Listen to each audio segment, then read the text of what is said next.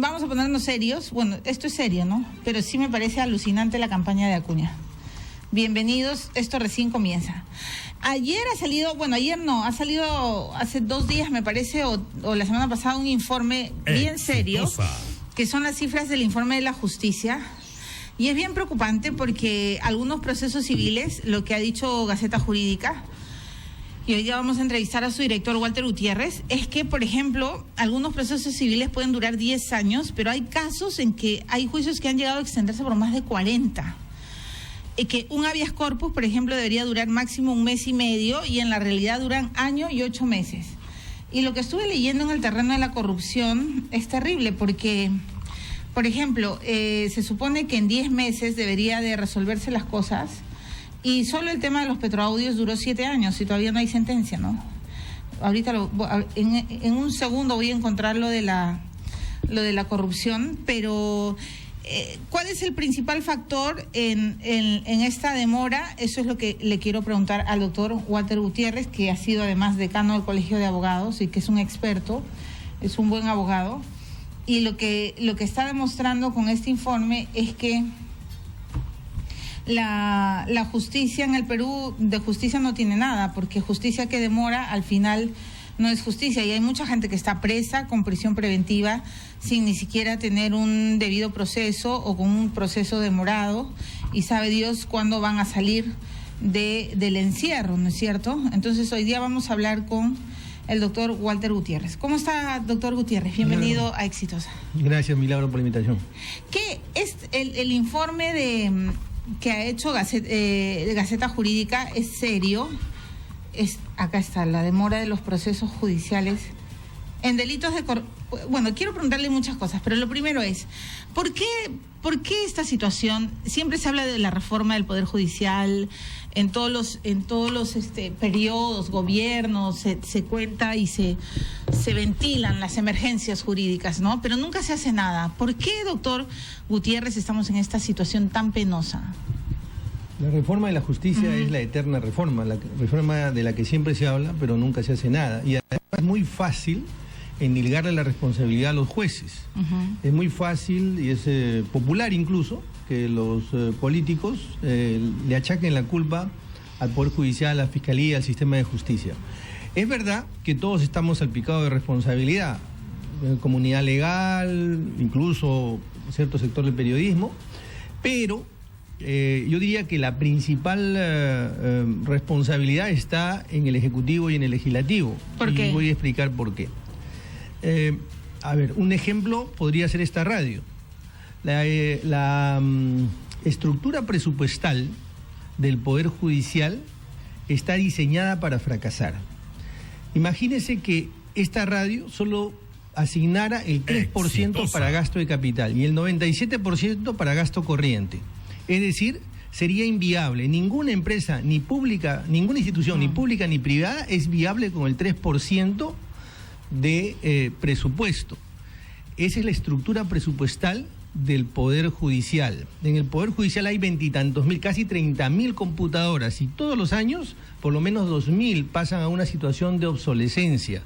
El Poder Judicial no tiene capacidad ni siquiera para comprar 1.000 y pico de computadoras. En consecuencia, o sea, todo el gasto corriente en el Poder Judicial se va a ir deteriorando la situación, porque el 97% es para pago de pensiones, para planillas, para gasto corriente, servicios. Entonces es sencillamente inviable. ¿Desde cuándo el presupuesto es así? Desde toda la vida. En realidad estamos, manejándonos desde ese rango estructural desde hace los últimos 7, 8 años. Entonces, esto es grave porque revela que desde el Ejecutivo no hay un compromiso con la justicia. Se dice, no, la reforma la tienen que hacer los jueces.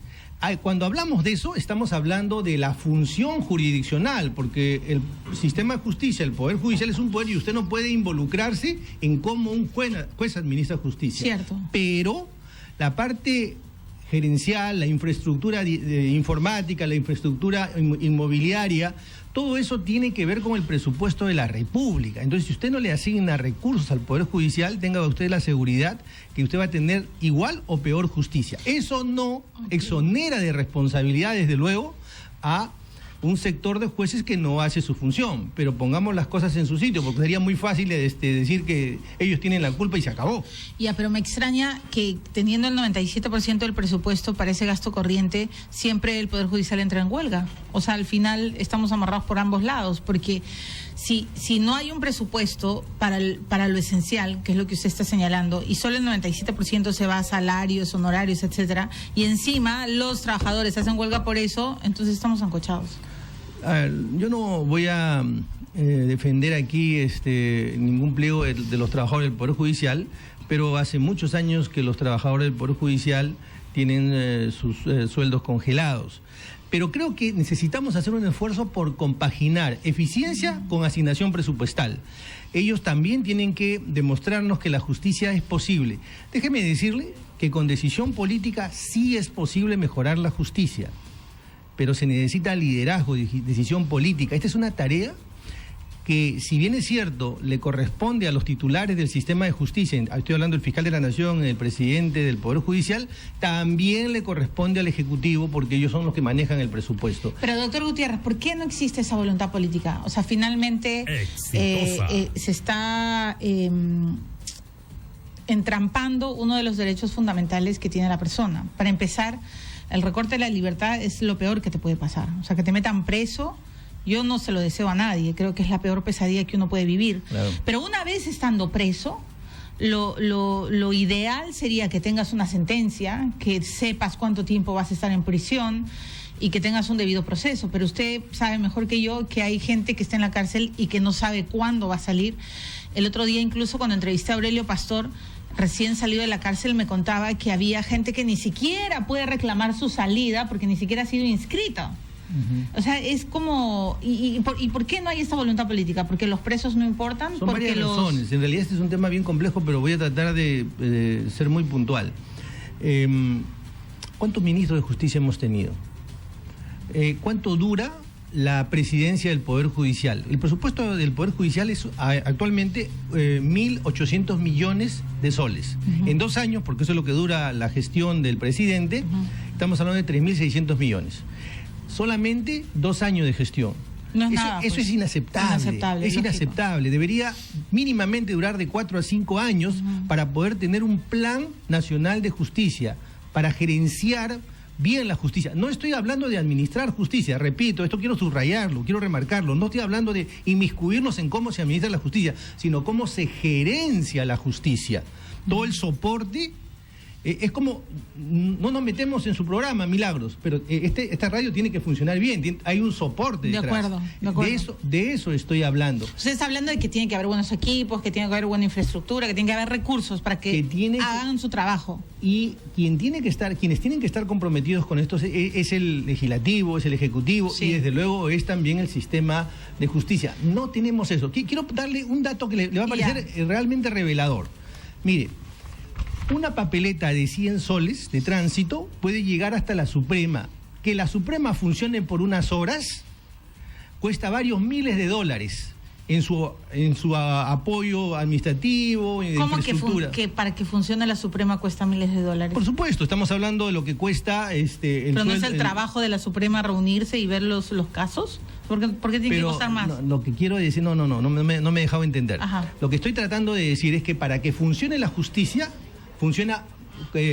se asigna una cantidad de dinero que tiene que ver con la infraestructura, con el papel, con las computadoras, con las secretarias y con el propio sueldo de los jueces. Entonces, ¿cuánto nos cuesta que funcione por una hora una sala de la Suprema? Eso cuesta varios miles de dólares, pero esos señores se reúnen para resolver si es procedente o no una papeleta de 100 soles. Es el mundo al revés.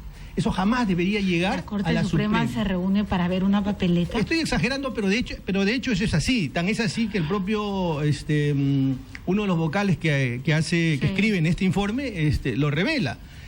Entonces, estamos organizados, está diseñada la justicia para no ser eficiente.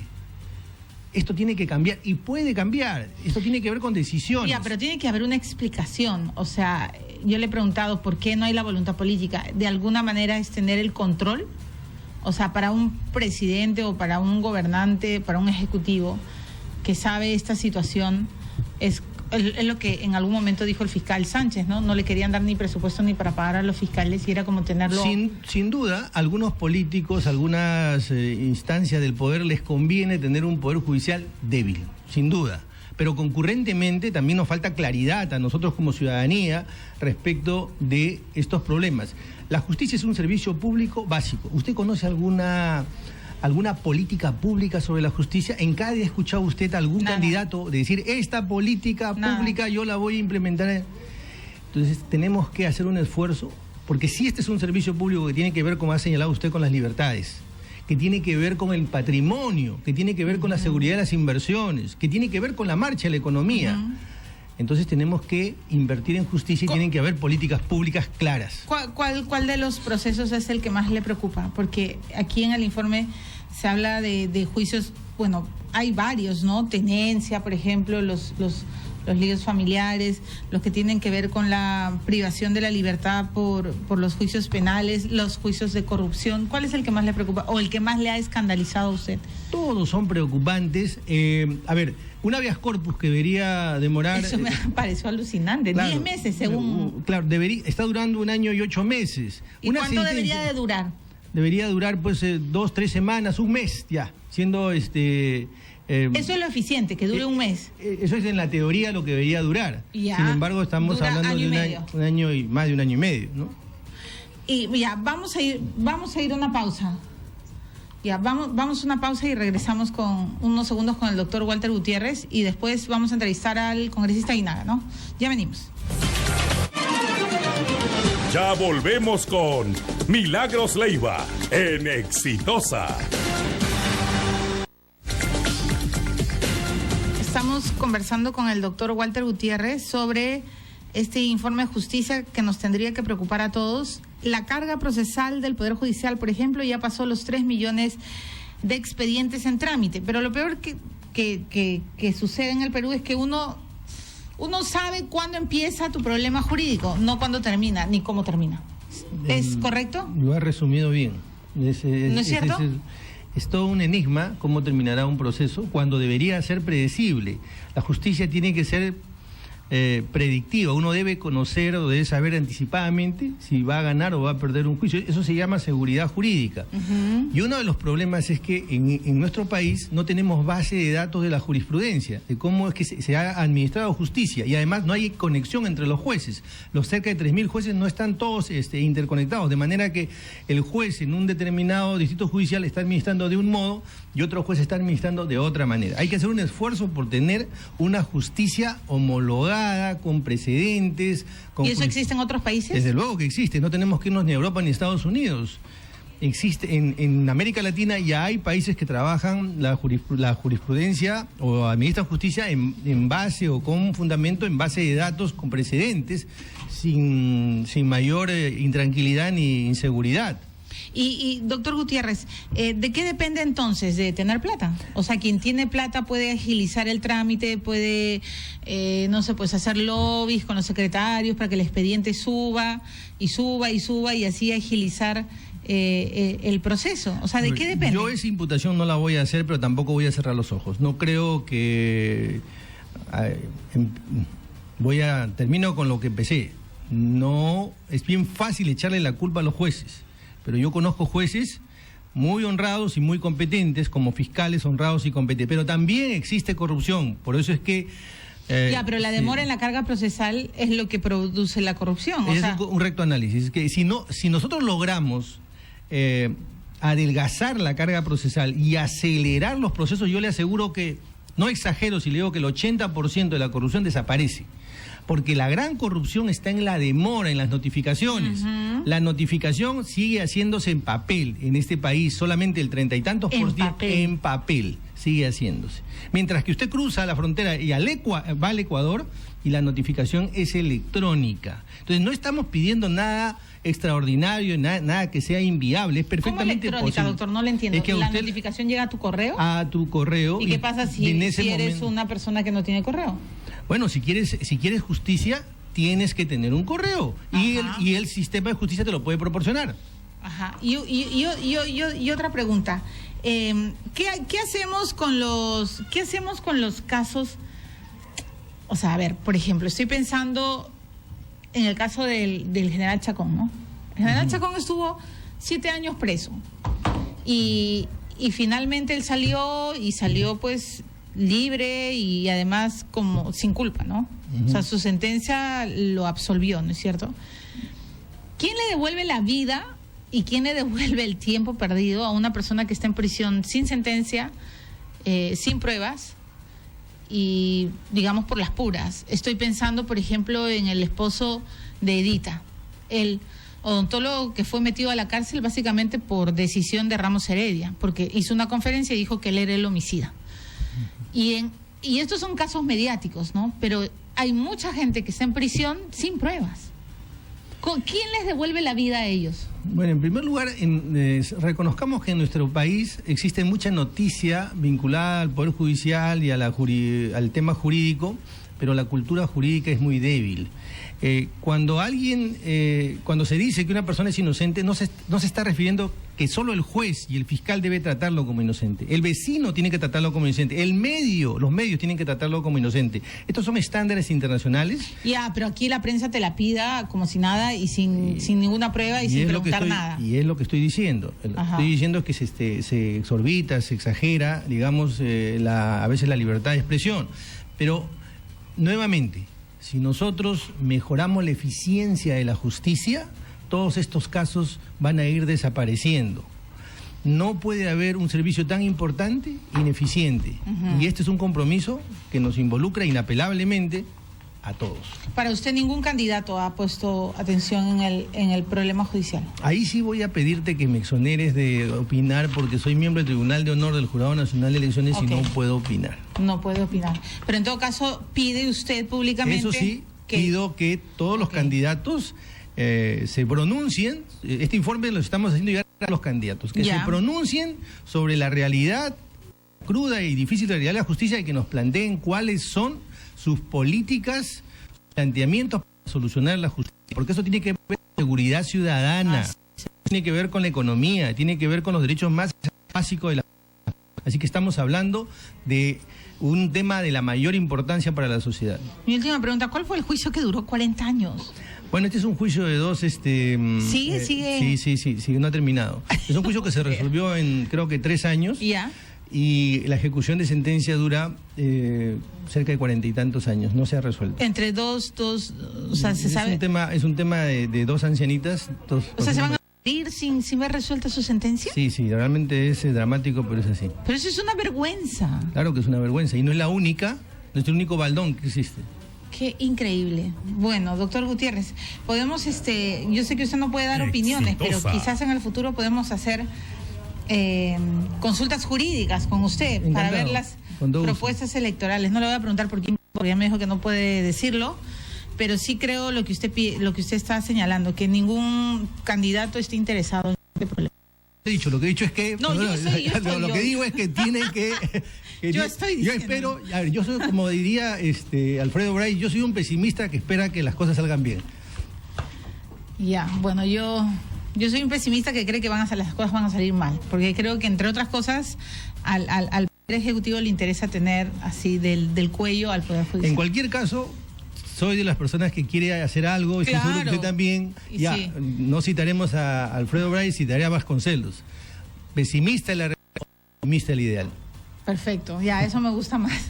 Gracias, doctor Walter Gutiérrez.